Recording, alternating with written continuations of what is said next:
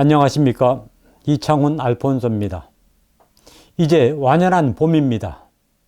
만물이 소생하는 이 시기에 교회는 전례력에서 연중 가장 거룩하고 뜻깊은 한 주간을 지내지요.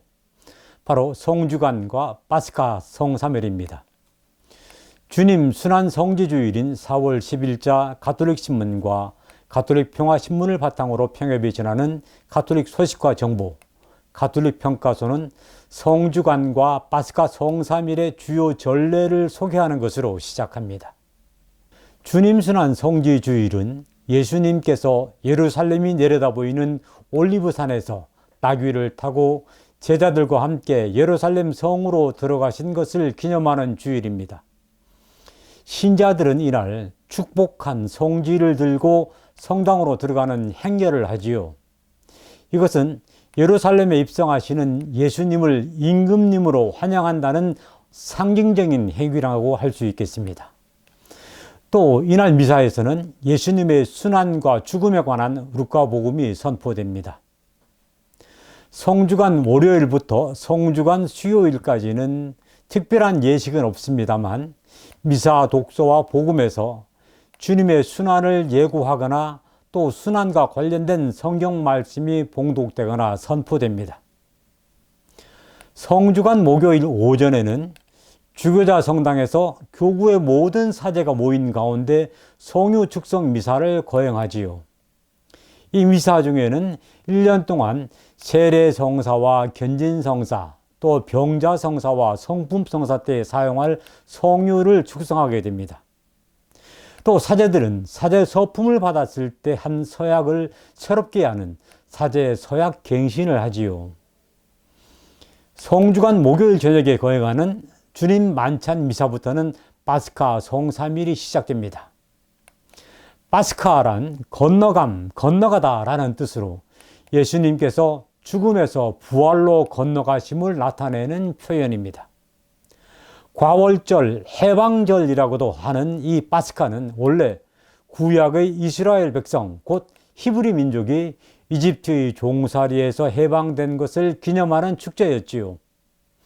그런데 예수님께서는 예루살렘에서 순환하고 죽으셨지만 사흘 만에 부활하심으로써 인류의 구원 사업을 완수하셨습니다. 이것을 전례를 통해서 기념하고 재현하는 것이 바로 파스카 성삼일 전례인 것입니다. 성목요일 저녁 주님 만찬 미사에서는 예수님께서 제자들과 최후 만찬을 거행하신 것을 기념하지요. 미사 후에는 예수님께서 붙잡히시기 전에 기도하신 것을 되새기면서 신자들은 성체 앞에서 기도를 바치며 예수님의 순환을 묵상하는 성체조배의 시간을 갖습니다. 이 성체조배는 성당 안이 아니라 성체를 별도로 모신 곳에서 하는데 이를 순환감실이라고 부릅니다. 주님 순환 성금요일에는 예수님께서 돌아가신 시각인 오후 3시에 십자가의 길 기도를 바치고 저녁에는 주님 순환 예식을 거행합니다. 예수님의 순환에 관한 복음이 선포되고 신자들이 십자가에 경배하는 십자가 경배 예절이 있습니다. 이날 미사는 없지만 예식에 참여한 신자들은 영성제를 합니다. 성토요일은 예수님께서 무덤에 계신 날로 주님의 순환과 죽음을 묵상하며 거룩하게 지내는 날이지요.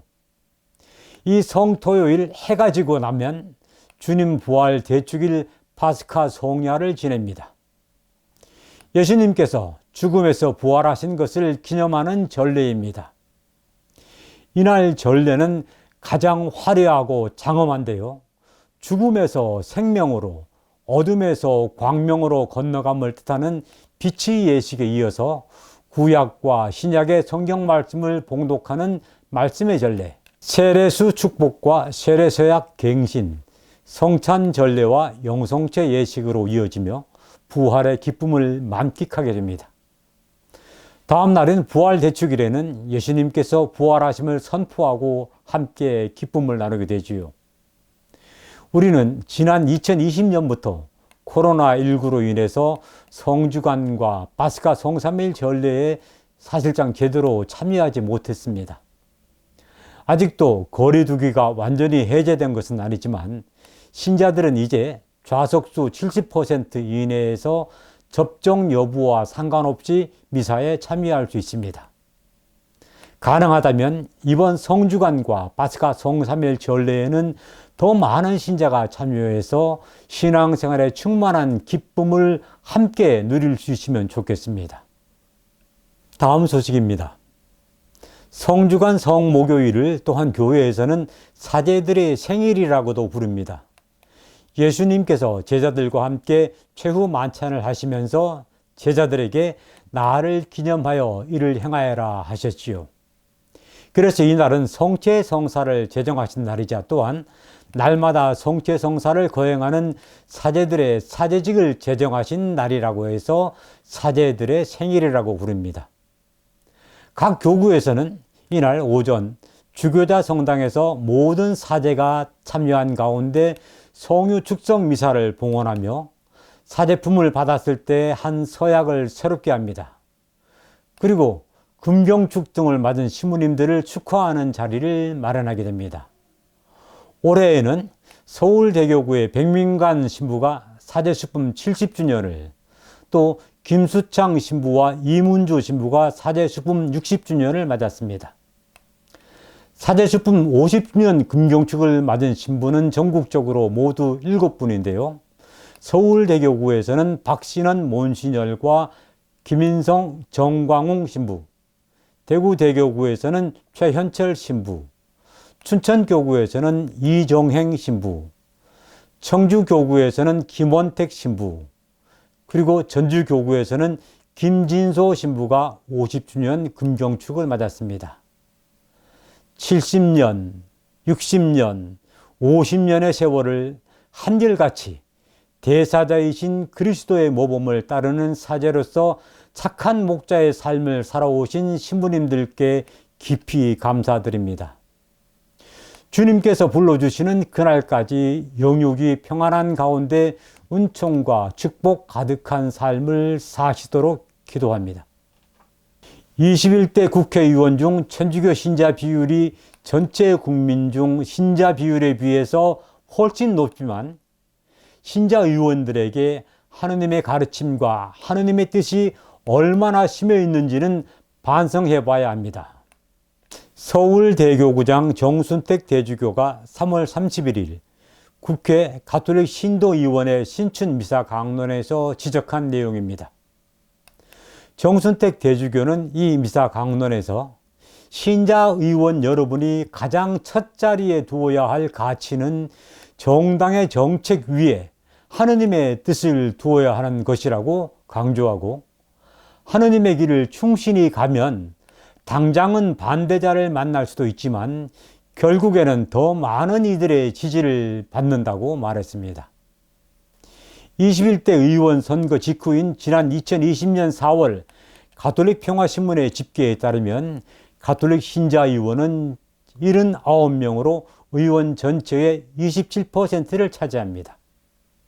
한편 국회 가톨릭 신도의원회는 이날 미사 후 정기총회를 열어서 국민의힘 김상훈 베드로 의원을 2년 임기의 새 회장에 선출했습니다.